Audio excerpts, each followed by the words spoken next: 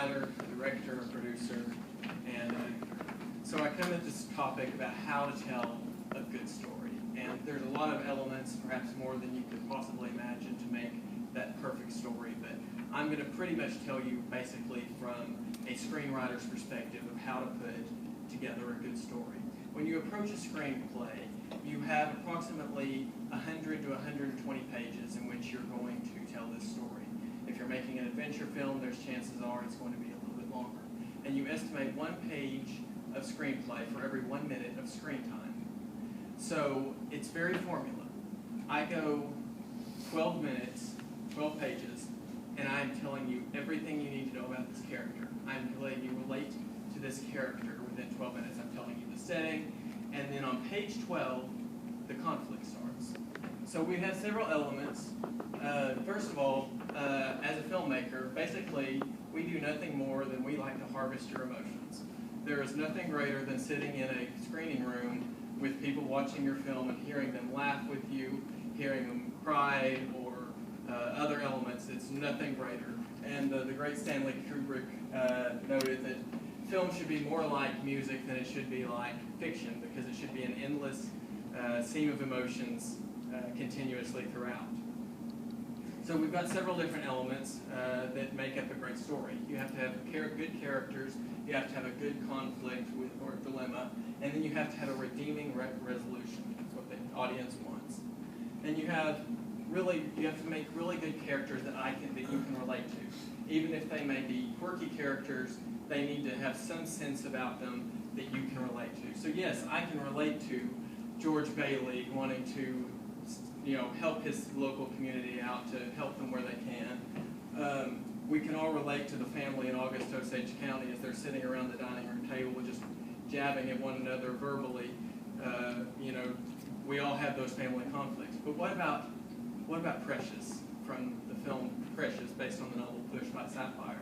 What about her? The story about an obese black girl in Harlem who's pregnant with her second child after being raped by her drug-induced father. How can you relate to that? That there's a sense of humanity in everything. You can see what a terrible situation that would be in. You become empathetic toward that character, and you want to see your character succeed, because within that 12 minutes, you have created a friend.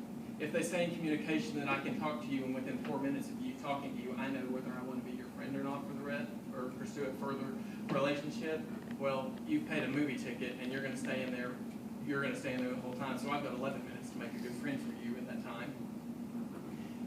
Television. I was telling some people 2 weeks ago, I don't know how people do this binge movie watching or TV watching on Netflix over the weekend. And then I found Pushing Daisies, and I'm hooked. Fortunately, it's only 2 seasons, so I'm finishing it on Friday. But Blackfish, a documentary. Why do I care what these people are telling me at the beginning? Why do I care? Because they give me a few minutes to tell me why they're important and why what they have to say is important. So conflict, you have to create a conflict. So after you have this friend, your friend is going through some hard stuff.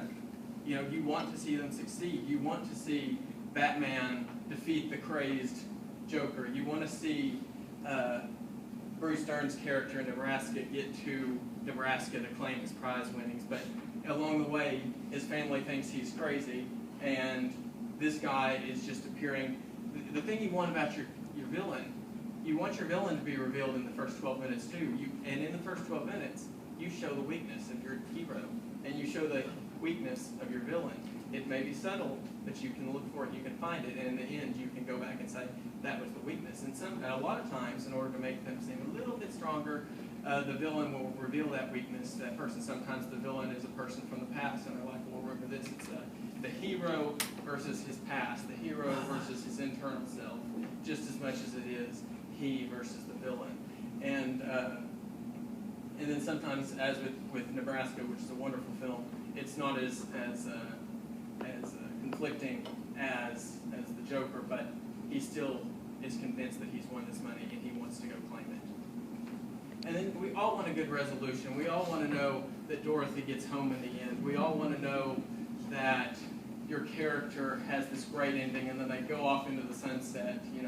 We want that ending because if not, then it's just sort of not a very redeeming film. It's like you've sat through this your entire film and your friends didn't win, your friends didn't succeed.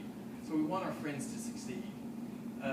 Little note about Friends. Television, going back to television, is that they create a set of friends for us, and that's how we follow them through for season after season after season. Little hint. You wonder why moral depravity is in the world? Because they put these friends in situations you wouldn't necessarily agree with, but you'll watch because they're your friends. And they give you friends that are so compelling, you want to spend more time with them than your own families. Just a thought. And what you're left with is a sense of humanity. You've identified with these characters, you identify with their situations because you've been through that situation or you've been through that situation. You know that person because they sat at the other end of your dining room table. You want them to succeed. And what this says about you is just your sense of humanity and how you want everyone to end up well in the end.